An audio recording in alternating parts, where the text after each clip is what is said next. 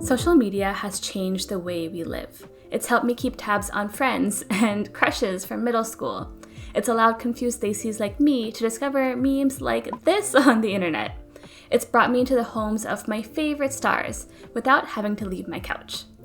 But now it may be ruining my life. Since 2012, I've been hooked. First it was Facebook, then Snapchat, then Instagram and Twitter and Reddit, and the list goes on. Before opening my eyes each morning, I reach for my phone in anticipation of that like or message or comment. I can't leave my room or my house without my phone because what if I miss out on something? The more I use social media, the more I crave it. And ironically, the sadder and lonelier I become. Some days I allow my screen time to skyrocket to hours, allowing my doom scrolling to replace exercise, learning, and even real-life interactions. And I'm not alone. On average, we spend more than 2.5 hours on social media each day. And year by year, that number has been steadily rising. So I wanted to do an experiment. I wanted to see first whether I can go without social media altogether, and what would that look like? Would I become more productive? Would I start pursuing new hobbies? Would I be happier? Would I become more connected with those around me? So on February 4th, I went on a 30-day social media detox. I deleted every social media app on my phone. I banned consumption of news altogether, much to the dismay of my Indian dad. I deactivated my Facebook account and blocked all social media and news sites on Chrome. And then I waited. I waited for the FOMO to kick in.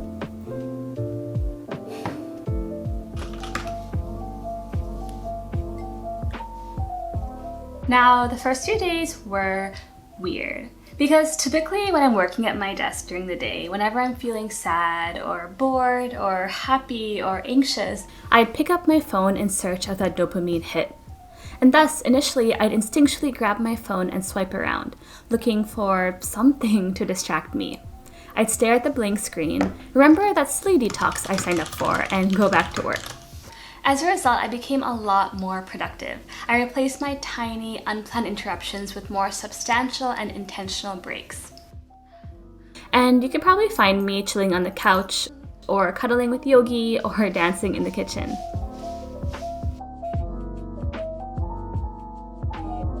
But as the hours passed, the FOMO started to hit. Not because I was missing texts or Zoom invites from all my friends, but because I was anxious about what that friend of a friend or YouTuber or actor was doing on a Thursday night. In fact, this sparked a heated discussion with my mother, where I was arguing that my fangirling over Samantha on Instagram was harmless. I argued that, as an adult, I couldn't fall trapped to the psychological damage of social media. And I hate to admit it, but my mom was right. It really doesn't matter what some celebrity or distant friend is up to. And in fact, it might even be better just not knowing at all. I'd see classmates getting into med school or going out on Friday nights or showing off their fluent Telugu. Keeping up with my friends just made me feel lonely and inadequate. But now, without social media, when in theory I was as disconnected as ever from the outside world, I actually felt a lot better, a lot happier, and a lot more connected with those around me. About a week into my detox, I stopped thinking about my Instagram feed altogether. In fact, I started to forget why I even cared about it so much in the first place. And even when I logged in to post something for a video on Instagram, I was shocked by just how many different stimuli there were. When I use social media on the daily, I fell trapped to those subtle cues that are engineered into these apps. And I was the perfect user. I dutifully checked all the stories, browsed the Explore page, and caught up on my feed every single day. And only taking a step back helped me realize just how toxic and addictive these apps really were. And I actually checked, my screen time went down from an average of around 5 hours a day down to 3 hours. So I actually discovered I have a lot more free time than I previously thought, which I could finally put to good use. Before, I always convinced myself and those around me that I simply didn't have enough time. I couldn't talk to friends or hang out with family or go on walks because I was too busy working. But that was a lie. I was just wasting my productive hours scrolling through social media. Now, instead of stressing out while watching the news during dinner, my family started enjoying new Indian movies and cooking vlogs. And instead of spending my afternoons following the latest Wall Street bets craze, I started going on runs outside, soaking in the spring blooms with yogi. And instead of swiping through pictures of Samantha's garden, I grew my own. I started reading about harvesting seasons and types of vegetables and watering schedules. I found so much more joy cultivating that creativity myself.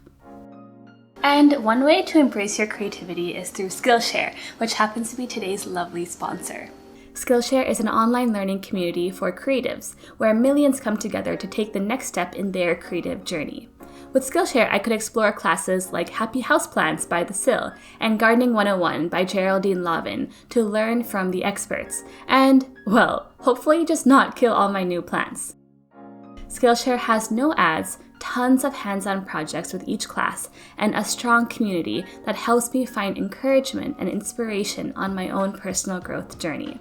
So check out Skillshare if you haven't already. And the first 1,000 people to click the link in the description below will get a free trial of the premium membership so you can explore your creativity. And yeah, thank you again Skillshare for supporting my channel. Basically, this detox helped me practice the Bennett principle, which is the idea that one should prioritize demanding activity over passive consumption. For example, swiping through Twitter is passive. It requires no energy. As a result, I get very little long-term value. On the other hand, with gardening, for example, I'm getting my hands dirty. I'm building something from scratch. And thus, I'm gaining a lot more value and satisfaction in the same amount of time. And by the end of this detox, I didn't even want to stop. Because once I broke that habit of constantly wanting to check my phone, I couldn't really see the point in even re-downloading these apps. The absence of social media helped me become more aware and present, and most of all, happier. On days 8 and 11 and 12, I kept writing in my little diary that I noticed just how much happier I was. And I'm not alone. There are countless studies that found correlations between social media use and anxiety, depression, lower self-esteem, and declined sleep quality. In one study, apparently 48% of participants said social media makes them feel sad, anxious, or depressed. So going forward, I'll treat these apps merely as tools, not any different from email or SMS. If I really need to post something or check something on Instagram, I'll just download it, do whatever I need to do, and delete the app again. And I think that's a clean break that I needed. So if you couldn't tell already, I really enjoyed this experiment. I think that 30 days was just the right amount of time to actually make change. And also by holding myself accountable to someone besides myself, I could actually stick with the detox. And I don't know, I think I'll do more, like waking up at 6 a.m. every day, or cutting out coffee, or I don't know, whatever torturous activities you can think of. So yeah, that's it for today's video. Now, even if you're not gonna go on a detox or quit social media altogether, I hope this just inspired you to be more conscious about how you use your phone and social media in general. And yeah, otherwise, I hope you liked this video. If you did, please give it a big like and subscribe. Follow me on social media if you want to, or don't. It's really up to you. Thank you again, Skillshare, for sponsoring this video, and I'll see you in the next one. Hair is a problem. It is a problem.